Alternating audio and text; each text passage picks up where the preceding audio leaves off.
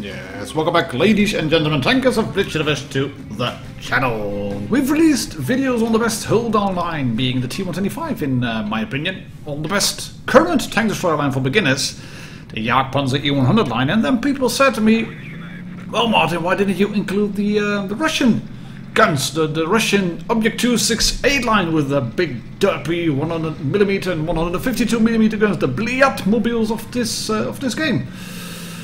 And well, my reasoning was that, as it stands now, I think the German tank destroyer line is just a bit more balanced. Of course, these tanks, as we're going to see in today's video, the SU-100, the SU-152, the ISU-152, the Object 704, and the Object 268, they've got big guns. They hit hard, but they are really derpy. So you have great games where you just roll around the corner and then you aim at the first victim and then you do this, boom. I have no idea where the shot hit. I think it hit in just on the rear track wheel, but it was an ammo rack, so that's good. And we have Raseiniai here from the Cats clan in the SU-100, and he's showing us a few things that you should do, which is shoot the enemy and then blow them to pieces. But he's also showing us that this tank has a really, really long reload, as you can see. The SU-100, it's really not an SU-100. Well, it can fit a 100mm gun. You start off with an 85mm coming from the SU-85, obviously, and then you have another slightly improved 85mm gun, and then you get the SU-100 proper with a 100mm gun. But that one has 175 in terms of penetration on AP, but it does 280 in terms of damage. This gun, the big one, the 122mm D25S, has a low rate of fire, just over 4 minutes, just over 4 rounds a minute, and the aim time is bad, and the dispersion is bad, but it hits hard. If you can do 400 on average per shot, then you can pretty much roll around and just shoot about half the HP of the tanks, of a lot of tanks that you will be facing, because you're a tier 6 tank, obviously. And 400 alpha per shot is quite a lot, even against this fairly healthy Comet. Look at that, he's going over the ridge, aim, aim, aim, there we go, lovely stuff, into the side, 382, and the Comet is, I think, oh, I got shot. I don't know where I got shot from. I'll look around, I'll back up, oh, he's gone, where is he then? Well, he's still here, boom, there we go, 432. You can see that this tank, if you drive it around and if you hit like 2 targets per game, then you've done your damage worth. So that is indeed quite good and quite funny too. And I would, snapshot. I would really recommend you, if you drive this tank, to get the 122mm gun, because it's just so much more fun than the 100mm, even if it's an SU-100. And the fact that it gives you this big hit, this big alpha, that's also the fact why I wasn't recommending this line as the first line for beginners and tank destroyers to begin with, because it is a fixed gun tank destroyer, obviously. You have to know where to set up. They have poor view range. They have great camouflage rating. All of the SU-100 up to Object 268 line, they have quite good camouflage rating because they are low slung. But once they fire, they are quite vulnerable. And the Jagdpanzer 4 is really good. Over the SU-100, I couldn't really pick one. Then you have obviously the Jagdpanzer, which has got the buffed frontal armor, and you have the SU-152. But the SU-152 is a bit of hit and miss, and we have Svenies, or Svenies, which sounds like a chilled sweet, basically. Ooh, can I have a pack of Svenies, please, Daddy? Yes, of course you can. But Svenies is going to show us how derp life works. HE loaded on SU-152. There's a few tanks in the game where you just keep the stock gun. This is one of them. If you play an SU-152, you do not, boom, upgrade to another gun. Because why would you? This is why the SU-152 exists. You use the 152mm ammo 20 mod 1931/37. You do not use a 122mm gun, neither of them, even if that other gun, the 122mm D25 gives you superior DPM. You do not use it. You just wait and you shoot people for 640 alpha on average, and then if you have a good roll, it's going to be 710. But that HE shell, it's of course, it's not a KV2. It doesn't have a turret, but it hits just as hard. And I mean, this Blaze has a turret, but that's not going to help him. Boom! Straight through the side. How you like it like that? You do not use anything like a rammer on this tank either, because if you were using the 125mm gun, the DPM is still quite respectable actually, because of 640 alpha. The rate of fire isn't that good, under 4 rounds a minute, but 640 alpha, 2538 in terms of DPM. And poor brave AMX 1375. You tried, mate. You tried. You flanked. You did the right thing, but you've got the armor. And I've got HE. Svenny is having a field day, as you can see, and the Dracula 2-faced player underscore number thing, he's not too happy about it, like at all. But as I was saying, you're gonna use the howitzer, you're gonna use the 152mm gun, and then you're going to use calibrated shells, giving you 142 in terms of penetration on AP, which is not good, especially in tier 8. That's the worst in class. You get 275 on heat, which is somewhat good, but I'd recommend you to just use the HE shell and then splash people, like you one-shot at that Cheeto.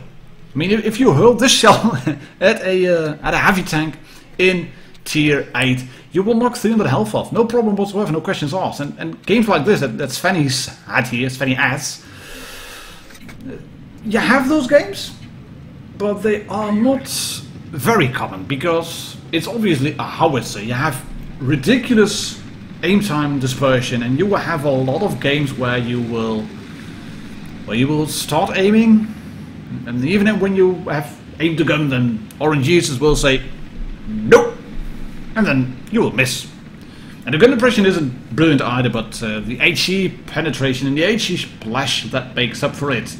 So we're gonna watch John Malu Dehano from the UAE clan in the ISU-152, which is basically Apple's version of the SU-152. And he has a brave loadout, I think. He's got the Blitz 10 mounted, the BL10. That's really the big gun. That's the gun you will want to use on the ISU-152. That's a gun where you do not need calibrated shells, because that penetration is insane. And if you then just aim and shell Russia and hit a T-49 on the side, you have a good gun, T-49. But I'm a true king of derp. I'm the Tsar of derp. You come to me, I have a big gun, I shoot you inside, no problem, I shoot you. You can see that Johnny isn't even using any form of AP, or sorry, of AP shells, just using AP and a few HE shells. I think I would have probably used a bit more HE shells, because he's now starting to run out of HE shells. But just, if you have this gun on the ISU-152, the BL10, then you're looking at a DPM, which is really good, of 2,781 with the BL10 on AP. That's, even in tier 9 battle, pretty spectacular. And 286 on your AP rounds. That's just insane. You can blast through everything, basically. And if you're going to use a rammer, you get 210 plus DPM, bringing you up to 3k nearly. Using calibrated shells, I think that would be overkill. It will boost your HE penetration, but yeah, that HE penetration, that's quite good as it is. You're looking at 960 on average per shot on the BL10, and that's the top gun you're going to use, and that's the gun you will be using on the Object 704 as well. But as I said, it is a big gun. It had really big shells in real life, which means that your ammo capacity isn't really that big. Luckily, he gets a side shot on the Goose tank with where HE would have gone through the sides anyways. But you can see he has run out of HE, and it's not necessarily a problem on the ISU-152, but in clutch situations, then it can be useful to be able to just poke around the corner, aim the gun, more or less, and then pray to our Jesus and just splash HE. You would do 300, 400 of damage guaranteed, even if you would penetrate the, or even if you wouldn't penetrate, if you would shoot a gun mantlet, for example. But look at that, that's a lure, and apart from the gun mantlet with AP, and I don't know if John is using calibrated shells or RAM or whatever, but you can see that there's just weak spots all over the place. He can practically shoot everywhere where he wants. And apart from the gun mantlet on the ISU-152, you do not have a lot of armor yourself, so that's something to worry about. But, well, you can see what he's done so far. Nearly 5k of damage, blocked 1k. There's just one tank left. This one's in the bag, isn't it? Did you think? Should be. I mean, he could sustain one hit from the red ISU-152. This is looking all good. All fine and dandy. But watching a World of Tanks Blitz video. Watching a World of Tanks Blitz video, and I've already queued up the music. That the song, you know, and this is Russian accuracy as well. And he will be able to reload in time before that red ISU will reload, and then he can shoot him through the front plate, no problem whatsoever, but he's not going to live very long. And as said, I've already queued up the music, because that's a Borsig with the long gun. That is an ES-75 rolling around sideways, and the Borsig is looking, yeah, you can hear it already in the back, can't you? And you know what time it is. It's time to sit back, just relax, take a look at the statistics of the next tank so I can figure out what I will be saying once we get to the Object 704, because, as said, it's World of Tanks Blitz. This is going to be a shit show. Good thing, however, for John, he has played the ISU-152. He has unlocked all the guns. He has been using the BL-10. Well, this Borsig, the Rheinmetall Borsig Waffenträger. He's living on borrowed time. He's spotted, he's looking for shots, and he is going to blow up any second now, but yeah. Wait for it. There it is. F. I felt sorry for you, John, but such is life, I guess. It wasn't ace anyway, but yeah, just look at the result screen. Speaks for itself. Good thing, however, if you play the ISU-152 and you do unlock the BL-10, and I'm not quite sure if it's really needed to unlock the BL-10 to get to the 704, which Dark Thor is playing here on Wintermalanovka, you do not have to unlock any more guns on this tier 9 tank. I think you only have to unlock the engine? I'm not even sure of that. Let me check. What does the ISU have as top engine? No, you don't even have to unlock a top engine, as it looks like. Was it a V2? Ah, it's a V2. Right. You do have to unlock an engine and tracks, but you do have the gun already. And it's good. You get the big gun, the top gun on the Object 704 when you've unlocked the BL-10 on the ISU-152. And why would you not unlock a BL-10 on an ISU-152? I mean, that's the gun to go for. And if you can then unlock that gun on the next Tank Destroyer online, just go for it. Just go for it. Few things to note, however, if you are playing the Object 704, is that you don't really play it as you would the ISU-152, I think, because it is a slightly different type of tank. You do have better TPM. You do have some more armor. It's riddled with spaced armor, actually, the Object 704. But I found this one to be a bit harder to really get used to than the ISU-152. And I can't really tell you what it was, but it just, maybe it has to do with the tier, maybe it has to do with the fact that you're in tier 9, that you should see more experienced players, or with the fact that it just maneuvers a little bit slow. Not even quite sure of that, but to me the Object 704 felt a bit of a downgrade compared to the ISU 152.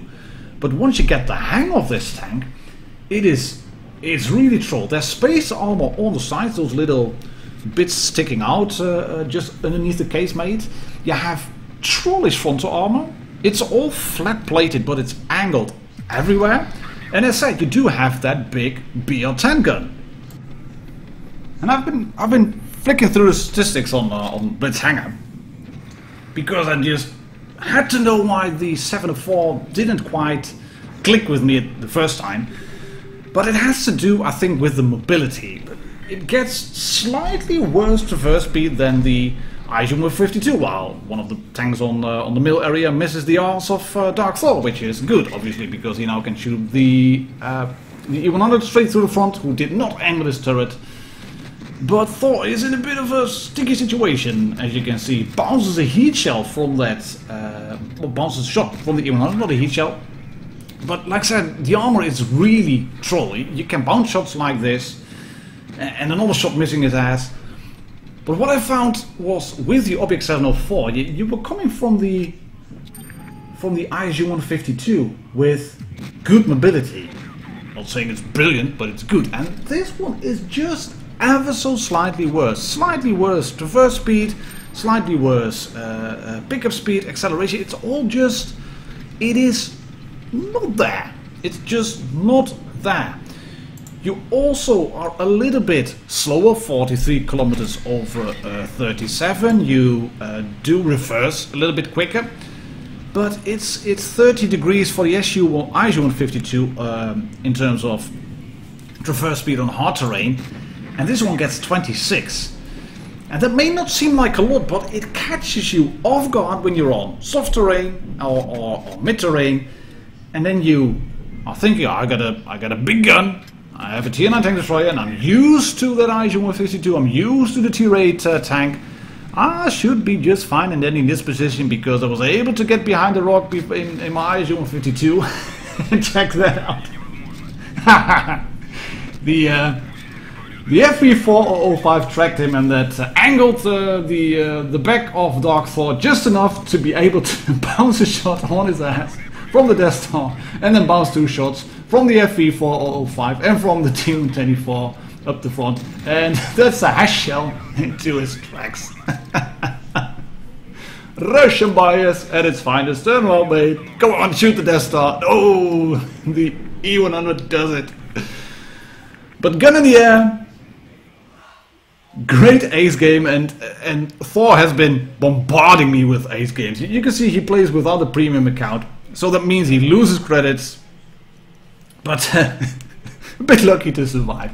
But this one had to go in. I had another game recorded, 7 kills in the Object 704, which was a good one as well.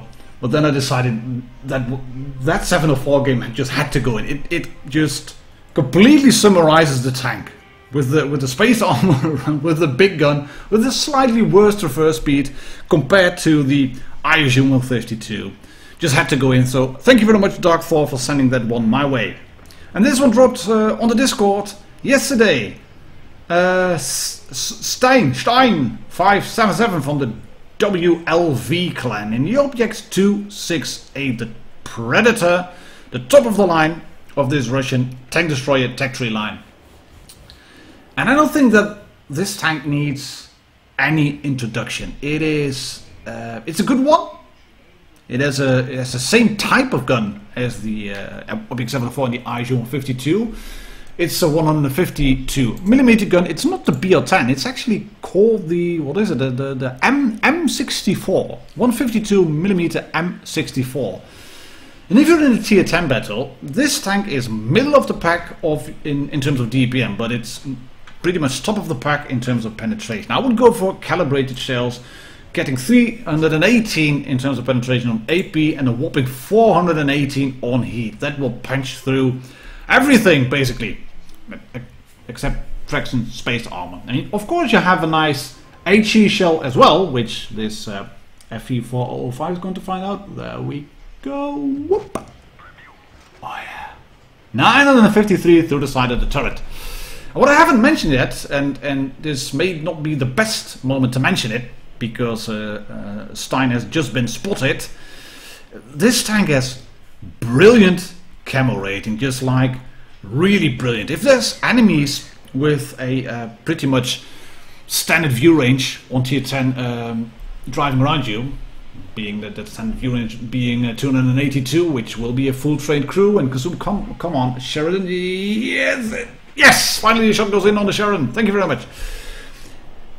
If you have a fully trained crew on this tank, and if you are using it as Stein is doing it with a camouflage net, and if you're then sitting still, enemies will have to come very closely to you. They have to come within 173 meters of you. And we're going to see that later on in the video, I think, when he's going to sit here, and there's a tank just approaching him from the back, and he's going to be behind the bush, and his camo net will be up, and he just doesn't get spotted. That's a Sheridan again, boom, right through the side. Thank you very much.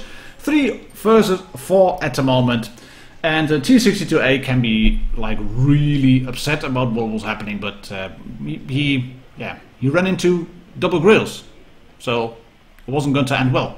And this is what I was talking about. You just look what's going to happen here. Camouflage net is up.